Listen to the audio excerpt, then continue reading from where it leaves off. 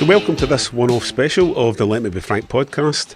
And today we are going to look forward to the big match on Sunday when Glasgow's big two get together. Events at Ibrox on Thursday night are all forgotten about. It's all now about Celtic and Rangers. And with that in mind, we have Marvin Andrews joining myself and Frank. Thanks, Marvin. Now, watch out for the full Marvin episode in a few days' time, but this is just a wee one-off all about Sunday. So we've got a lot to talk about. What's going to happen? Well, for me, I think if Celtic turn up and play, they've got better players, I think, than Rangers. And the way they've been playing, I don't know if they might be too strong for, certainly for Rangers, but you cannot pick. I mean, I keep trying to predict, and it just doesn't happen. You know, it's because it's a one-off game. Don't say form book is out the window, because that's banned. We've not got a window here, but Marvin, can I ask you? So the game at Ibrox at New Year when Rangers won comfortably 3-0, did that come as a surprise to you? Much so. I thought, obviously, you know, the position that Celtic was in, where we were, I thought we would have struggled. But obviously we came out, they were fine. The guys played really, really well. You want to say Celtic had a way off there as well, you understand? Because there wasn't at the full best. As I said, Rangers played really well and obviously won the game 3-0, but it came as a surprise, to be honest. Yeah. We've done that. There's a lot of the Old Firm games. It's happened when the underformed team has gone and got a result. I mean, I remember going to Ibrox. We were so far out in the betting that nobody gave us a chance, and we ended up winning. And it didn't stop it. Rangers winning the league, but it was good to go there. But that's the kind of thing that, I mean, Mr. Ferguson Barry will be wanting to go there and stamp his authority. This is going to be a huge game for him. That's the thing, because Europe's you're forgotten about for the moment anyway, and it's all about domestic stuff. Whatever happens elsewhere, how he performs against Celtic in his first match. How many Rangers managers in recent years, as soon as they've lost to Celtic, suddenly the pressure's on? Yeah, well, there's also obviously a challenge for Barry himself, because obviously I can't remember who was the last Rangers manager that went at Parkhead lately. You understand? Because I don't think Rangers have won at Parkhead for a really, really long time. It was pre-COVID. I tell you what, it was pre-COVID. It was towards the end of 2019. 2019, exactly. Yeah. You understand? So that is the thing as well. Barry will look as well. Obviously, when I played, I remember, you know, playing under Alec McLeish, went to Parkhead, didn't win there for 5 years. And then obviously we ended up beating Celtic 2-0 that day. Yeah. So, as I said, I think for Barry himself, despite the league situation is already gone, but for a personal achievement for him to go there and get, obviously, a victory against Celtic will be the motivation for Barry and I think for the team, because they already know, obviously, the league itself is already away. Yeah.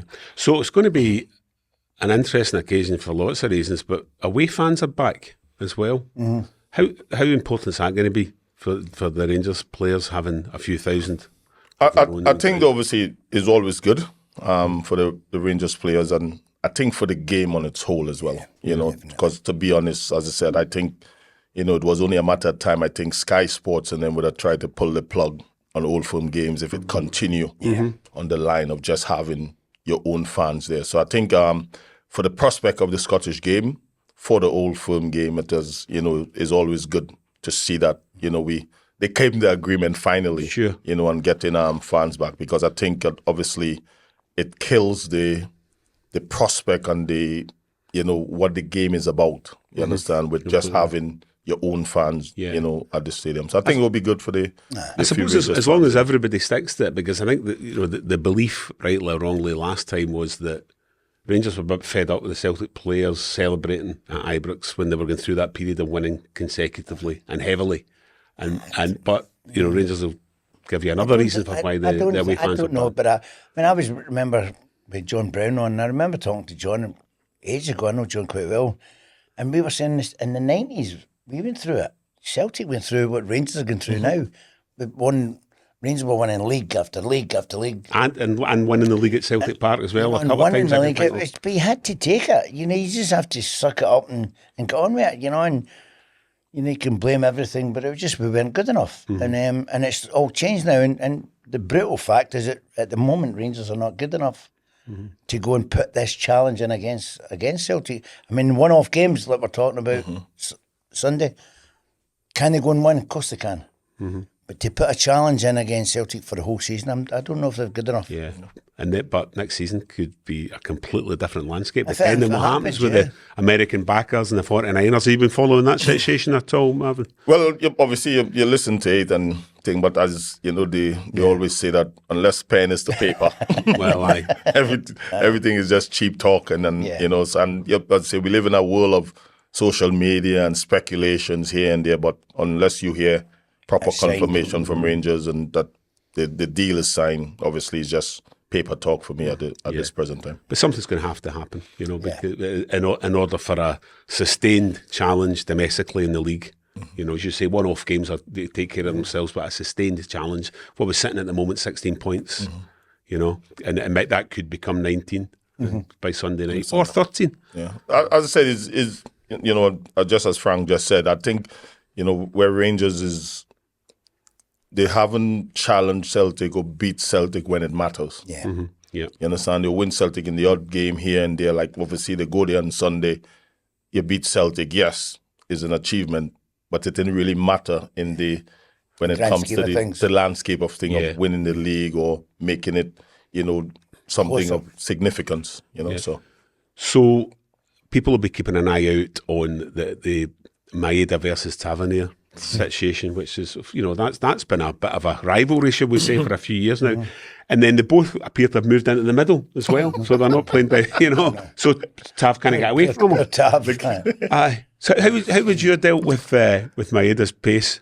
Obviously, as a he has a space, so his pace is a strong point. So, aye. And also you're a man of God, so I want a clean answer. Clean answer, okay. As I say, I'm obviously I never always think. I always thought to myself, obviously, if somebody has more pace than me, always give myself a couple yards. Okay. You understand? So you don't try to go as tight as possible. You give yourself a couple yards because he's looking to utilize the space. Once you come high, the space is his thing. It's just like a plane on a runway. Sure. You understand? He goes. Obviously, I remember playing against Omofemi Martins. You understand? In Champions League. Yeah. He was light and fast. Yeah. And I thought to myself, okay, I'm not going to try and press him. Give myself a couple yards because I'm not the most slowest. I have a bit of pace about me as well back then. So I always give myself a couple yards so I know that, he wouldn't do me for pace. If you come into midfield, you're saying he's not going to score for you. Yeah, exactly. You take the ball, no problem. And let midfield deal with it, I suppose if you get too tight, that's a danger, isn't it? Oh. Well, if you Did you like that? Did you, when you're the centre half right up your backside? I kept saying, there's certain defenders now, there's defenders both sides of the coin, Celtic and Rangers, that get so tight, and I'm thinking, you're having a laugh because I just turn them. As soon as you get that tight, if you feel them, just put your hand there and you're away, and they can't do nothing about it. Yeah. You're either getting a foul, you're getting pulled down, which in case the way I do it, looked at it, it would be a booking because I'd make it theatrical. Don't believe that for a minute. But your recollections of playing at Celtic Park for Rangers, were they fairly mixed, were they? I'm trying to know what your record was. Obviously, I only remember we won there in that 2005 when we didn't win there for 5 years, but I don't think we win much. You remember what was the score that day? 2-0. Yeah. When Gregory Vignal scored and then Nacho Novo scored to make it 2-0. I think Barry Ferguson came back in that January, I think, of that season. Yeah. Yeah, and when they obviously, Alec McLeish said, obviously, we need to change the dynamics of it because, as I say, Rangers didn't win there for 5 years, and obviously we went there and, we grind out a result and winning 2-0, and obviously after that we started to believe that we can go to Parkhead, but it's a tough place to go, regardless. So, I suppose, in summary, then, what do you think Barry Ferguson needs to do? He's obviously changed the setup slightly. What do you think he needs to do to try to come away from Celtic Park with something positive? First and foremost, you had to compete. Yeah.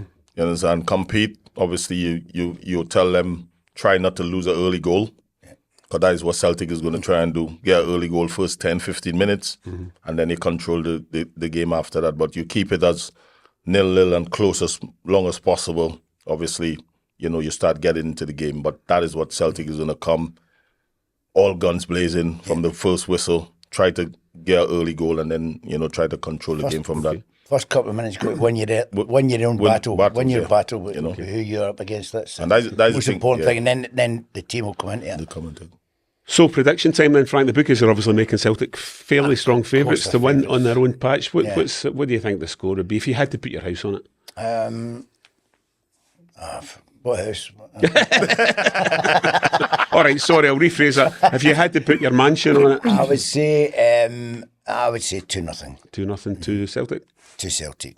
Marvin, what do you think? Yeah, I can't. Obviously, I think Rangers will do well to get a result. Could they get a draw and possibly sneak it by the odd goal? They could possibly get a draw. Yeah, I think they can. If they get a draw, I think it will be a positive result. Obviously for Barry, but as I said, but he's got to avoid a drubbing. Yeah, to avoid that at all costs. And I think that is what Celtic. Because what I said to people is that the thing about it with Old Firm game, Celtic would take it personal because they lose 3-0. Yeah. The last game. Yeah. You understand? Exactly. So, well, time will tell.